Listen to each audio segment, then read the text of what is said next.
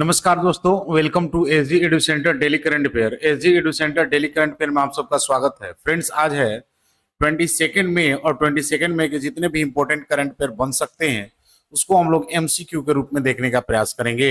आइए शुरू करते हैं। आज का पहला हेडिंग से कि मई 2025 में दुनिया का पहला सफल मानव मूत्राशय प्रत्यारोपण यूसीएलए मेडिकल सेंटर कैलिफोर्निया में हुआ। सेकेंड है, गृह मंत्री अमित शाह ने E0 FIR पहल का शुभारंभ किया। थर्ड है, JN1 वेरिएंट कोविड-19 का नया रूप। फोर्थ है, मैक्स वर्स्टैपन ने F1 एमिलिया रोमांगरा ग्रांड प्रिक्स 2025 का खिताब जीता। फिफ्थ है, निकोसोर डैन ने रोमानिया के राष्ट्रपति चुनाव में जीत दर्ज की। सिक्स्थ है, Kaladan multi modal transit transport परियोजना भारत म्यांमार से संबंधित। 7 है, मिजोरम बना भारत का पहला पूर्ण साक्षर राज्य। 8 है, टाइम्स की विश्व के शीर्ष 100 परोपकारी व्यक्तियों की पहली सूची में 4 भारतीय शामिल। 9 है, एनसीसी अभियान टीम में ने माउंट एवरेस्ट की चोटी फतह की। 10 है, साकारुजिमा ज्वालामुखी हाल ही में जापान में फटा। फ्रेंड्स, आज का कोटेशन है कि कठिनाइयां जितनी बड़ी हो जीत उतनी शानदार होती है। यानी the greater the challenge the more the glorious of the victory.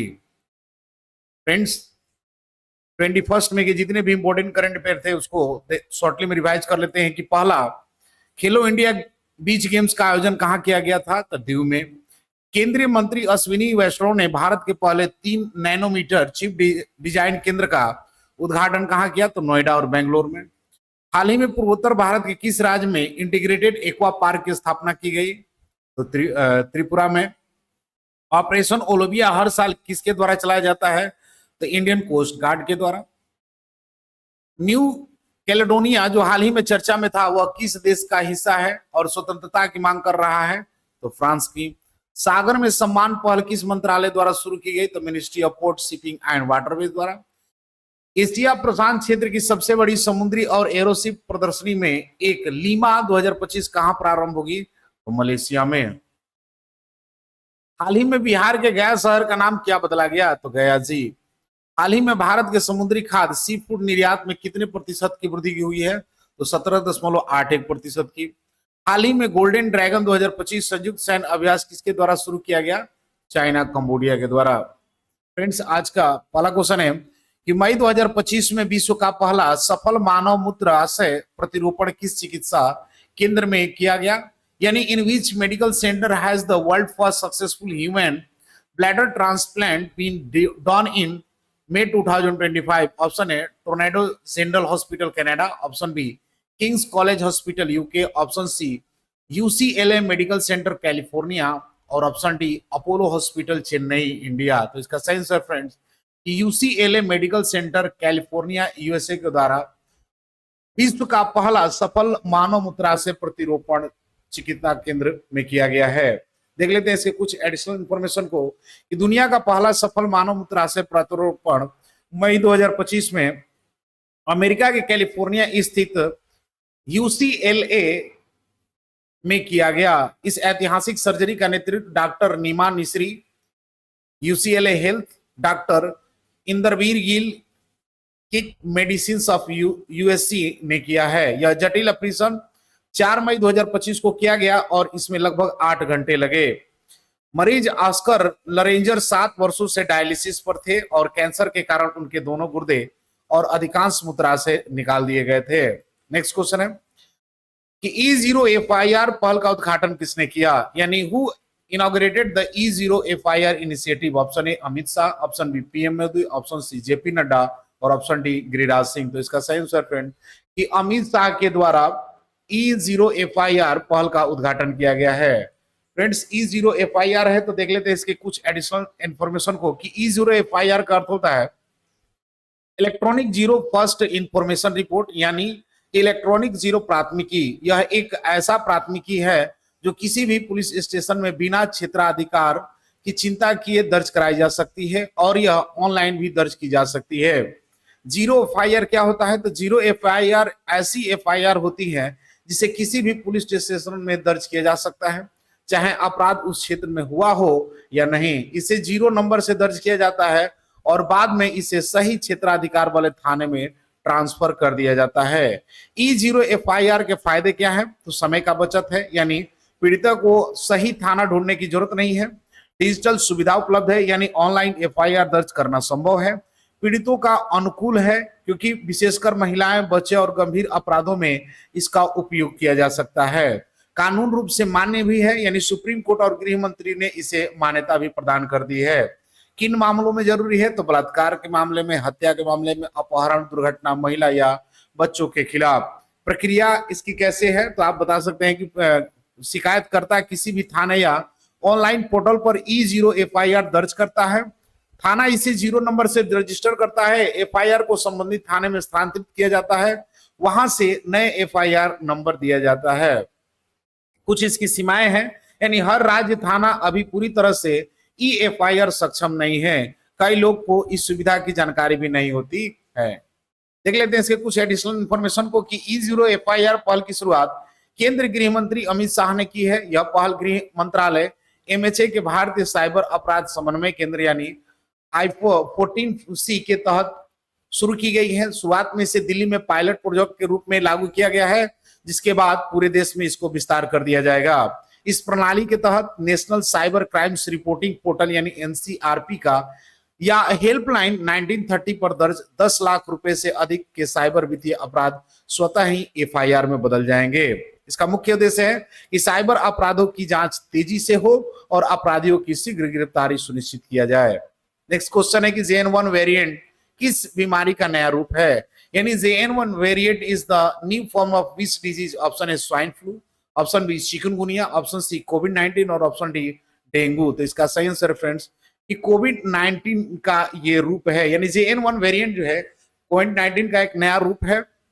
देख लेते हैं इससे कुछ एडिशनल इंफॉर्मेशन को कि JN1 कोविड-19 बीमारी का नया रूप है। यह वेरिएंट ओमिक्रॉन के BA.2.86 उपवंश से विकसित हुआ है, जिसे पहली बार अगस्त 2023 में पहचाना गया था। JN1 वेरिएंट में लगभग 30 म्यूटेशंस हैं, जिससे यह पहले की वेरिएंट्स की तुलना में अधिक तेजी से फैलता है और इम्यूनिटी को चकमा देने में भी सक्षम है। विश्व स्वास्थ्य संगठन की बात करें तो इसने इसे वेरिएंट ऑफ इंटरेस्ट घोषित किया है। नेक्स्ट क्वेश्चन है F1 Emilia Romagna Grand Prix 2025 का खिताब किसने जीता है? यानी who has won the title of F1 Emilia Romagna Grand Prix 2025? Option है Oscar Piastri Australia, Lando Norris United Kingdom, Max Verstappen Netherlands और ऑप्शन डी लुइस हैमिल्टन। तो इसका सही आंसर फ्रेंड्स कि मैक्स वर्स्टैपन नीदरलैंड के खिलाड़ी ने F1 Emilia Romagna Grand prix 2005 का खिताब जीता है। देख लेते हैं इसके कुछ एडिशनल इंफॉर्मेशन को। F1 Emilia Romagna Grand Prix 2025 का खिताब नीदरलैंड के मैक्स वर्स्टैपन ने जीता है। यह रेस 18 मई 2025 को इटली के इमोला स्थित ऑटोडोमा एनजीओ डिनो फेरारी सर्किट में आयोजित थी। वर्स्टैपन ने रेस की शुरुआत में ही पोल पोजीशंस पर रहे ऑस्कर पियास्ट्री को शानदार ओवरटेक कर लीड हासिल की और अंत तक अपनी बढ़त बनाए रखी। लैंडो नॉरिस दूसरे स्थान पर है, जबकि ऑस्कर पियास्ट्री तीसरे स्थान पर है। लुइस हैमिल्टन ने चौथा स्थान प्राप्त किया। नेक्स्ट क्वेश्चन है कि हाल ही में निकोसोरडैन ने किस देश का राष्ट्रपति चुनाव जीता है? यानी recently Nicusor Dan has won the presidential election of which country? Option A Sudan, option B Morocco, option C Romania और option D none of this. तो इसका सही आंसर है फ्रेंड्स कि रोमानिया। फ्रेंड्स निकोसोरडैन ने रोमानिया के राष्ट्रपति का चुनाव जीता है। ये रोमानिया कहते, देख लेते हैं रोमानिया को मैप में। रोमानिया जो है आपका यूरोप का एक कंट्री है, जिसका कैपिटल बुचारेस्ट, प्रेसिडेंट निकोसोरडैन और करेंसी की बात करें तो रोमानिया लिव है। देख लेते हैं इसको कुछ एडिशनल इंफॉर्मेशन को कि निकोसोरडैन ने हाल ही में रोमानिया के राष्ट्रपति चुनाव जीत हासिल की है। वे रोमानिया के एक प्रमुख राजनेता और सामाजिक कार्यकर्ता हैं। उनकी जीत को देश में राजनीतिक बदलाव और सुधार की दिशा में एक महत्वपूर्ण कदम माना जा रहा है। चुनाव में उनकी प्राथमिकताएं भ्रष्टाचार के खिलाफ लड़ाई, न्यायिक सुधार और नागरिक अधिकारों की सुरक्षा है। निकोसोरडैन ने जीत में रोमानिया के युवाओं और शहरी मतदाताओं में खास उत्साह पैदा किया हुआ है।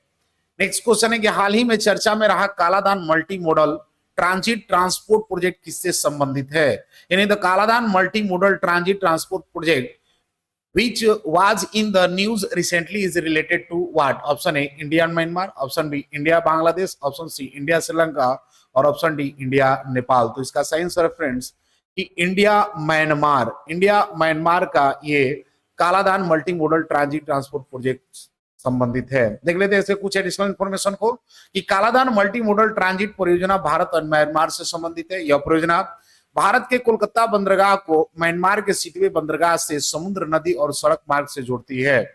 इसका उद्देश्य है पूर्वोत्तर भारत के मुख्य भूमि से जोड़ने के लिए एक वैकल्पिक मार्ग प्रदान करना, जिससे बांग्लादेश पर निर्भरता कम हो सके। फ्रेंड्स, यह परियोजना के तहत कोलकाता से जहाज म्यांमार के सिटवे पोर्ट तक जाएंगे, वहां से कालाधान नदी के रास्ते पलेटवा तक और फिर सड़क मार्ग से मिजोरम यानी भारत में जिरुनपुई तक माल पहुंचेगा। नेक्स्ट क्वेश्चन है कि भारत का पहला पूर्ण साक्षर राज्य कौन बना है? यानी which has become the first fully literate state of the India? Option है Goa, option B Mizoram, option C Kerala और ऑप्शन डी सिक्किम। तो इसका सही आंसर फ्रेंड्स कि मिजोरम जो है वो भारत का पहला राज्य बना है जो पूर्ण साक्षर राज्य बन गया। देख लेते हैं इसके कुछ मैप में। तो मिजोरम जो है आपका नॉर्थ ईस्ट का एक स्टेट है जिसका कैपिटल ऐजवाल। गवर्नर की बात करते बीके सिंह, सीएम लालधू होमा है और लोकसभा की एक, राज्यसभा की एक और स्टेट लेजिस्लेटर आपका यूनिकैमरल है। देख लेते हैं इसके कुछ एडिशनल इंफॉर्मेशन को कि मिजोरम भारत का पहला पूर्ण साक्षर राज्य बना है। इस ऐतिहासिक उपलब्धि की घोषणा 20 मई 2025 को मुख्यमंत्री लालधू होमा ने मिजोरम विश्वविद्यालय में की। यह उपलब्धि उल्लास नव भारत साक्षरता कार्यक्रम के तहत सभी शेष निरक्षरों को शिक्षित कर हासिल की गई है। 2011 में जनगणना मिजोरम की साक्षरता दर 91.3% थी, जो देश में तीसरे स्थान पर थी। हालिया सर्वे के प्रयास के बाद मिजोरम ने 100% साक्षरता प्राप्त कर ली है। देख लेते नेक्स्ट क्वेश्चन है कि टाइम्स की विश्व की शीर्ष 100 परोपकारी व्यक्तियों की पहली सूची में कितने भारतीय शामिल है? यानी how many Indians are included in the Time first list of the world top 100 philanthropist? Option A 4, option B 5, option C 6 और ऑप्शन डी 7। तो इसका सही आंसर फ्रेंड्स कि 4 जो भारतीय है टाइम्स की विश्व के शीर्ष 10 परोपकारी व्यक्तियों में शामिल हैं। देख लेते हैं इसके कुछ एडिशनल इंफॉर्मेशन को कि टाइम मैगजीन द्वारा जारी की गई विश्व की शीर्ष 100 परोपकारी व्यक्तियों की पहली सूची में कुल 4 भारतीय शामिल हैं। इन मैगजीन्स में मुकेश अंबानी, नीता अंबानी, अजीम प्रेमजी, निखिल कमाल के नाम शामिल है। मुकेश अंबानी और नीता अंबानी को टाइमंस कैटेगरी में, अजीज प्रेमजी को टाइटन्स कैटेगरी में और निखिल कामत को ट्रेलवेल्जर्स कैटेगरी में जगह मिले हैं। इनका चयन समाज सेवा, शिक्षा, स्वास्थ्य, महिला सशक्तिकरण और नवाचार जैसे क्षेत्र में उनके महत्वपूर्ण योगदान के लिए दिया गया है। नेक्स्ट क्वेश्चन है कि हाल ही में राष्ट्रीय कैंडिडेट कोर एनसीसी अभियान टीम ने किस पर्वत चोटी को फतह किया है? यानी which mountain peak has been conquered recently by the expeditions teams of National Credit Corps? Option A Nanda Devi, option B Kangchenjunga, option C Mount Everest और option D none of this. तो इसका सही आंसर फ्रेंड्स कि माउंट एवरेस्ट। यानी राष्ट्रीय candidate core ने कि अभियान दल ने माउंट एवरेस्ट चोटी को फतह किया है। देख लेते हैं इसके कुछ एडिशनल इंफॉर्मेशन को कि हाल ही में राष्ट्रीय कैंडिडेट कोर यानी एनसीसी की अभियान टीम ने माउंट एवरेस्ट की चोटी फतह की है। यह ऐतिहासिक उपलब्धि 18 मई 2025 को की गई जब एनसीसी की टीम ने सुबह 4:45 पर दुनिया की सबसे ऊंची चोटी पर तिरंगा फहराया। इस अभियान दल में 10 कैडेट्स, 5 लड़के और 5 लड़कियां शामिल थे जिन्हें कठिन परिस्थितियों में यह सफलता पाई है। फ्रेंड्स, उत्तराखंड के 3 एनसीसी कैडेट्स ने भी इस टीम में भाग लिया और देश का नाम रोशन किया है। नेक्स्ट क्वेश्चन है और आज का अंतिम क्वेश्चन है, साकुराजिमा ज्वालामुखी किस देश में हाल ही में फटा है? यानी Sakurajima volcano of which country has recently erupted? Option A Indonesia, option B Japan, option C Malaysia और ऑप्शन डी सिंगापुर। तो इसका सही आंसर फ्रेंड कि जापान का ये ज्वालामुखी है साकुराजिमा, जो कि हाल ही में फटा है। देख लेते हैं इसके कुछ एडिशनल इंफॉर्मेशन को कि साकुराजिमा ज्वालामुखी हाल ही में जापान में फटा है। यह ज्वालामुखी जापान के क्यूशु द्वीप के कागोशिमा प्रांत में स्थित है और देश के सबसे सक्रिय ज्वालामुखियों में से एक है। 15 मई 2025 को साकुराजिमा में विस्फोट हुए जिसमें राख का विशाल गुब्बारा 3000 मीटर तक आसमान में गया। इस विस्फोट के बाद आसपास के क्षेत्र में राख गिरने की चेतावनी दी गई और लोग को सतर्क रहने का निर्देश दिए गए हैं। फ्रेंड्स, लास्ट वीडियो क्वेश्चन था कि हाल ही में गोल्डन ड्रैगन 2025 संयुक्त सैन्य अभ्यास किसके द्वारा शुरू किया गया था? तो इसका सही आंसर था ऑप्शन बी, चीन और कंबोडिया के द्वारा। आज का क्वेश्चन है कि साकुराजिमा ज्वालामुखी किस देश में हाल ही में फटा है? Option A Indonesia, option B Japan, option C Malaysia और ऑप्शन डी सिंगापुर। फ्रेंड्स, इसका आंसर कमेंट बॉक्स में जरूर दें। मिलते हैं अगले वीडियो में, तब तक के लिए जय हिंद।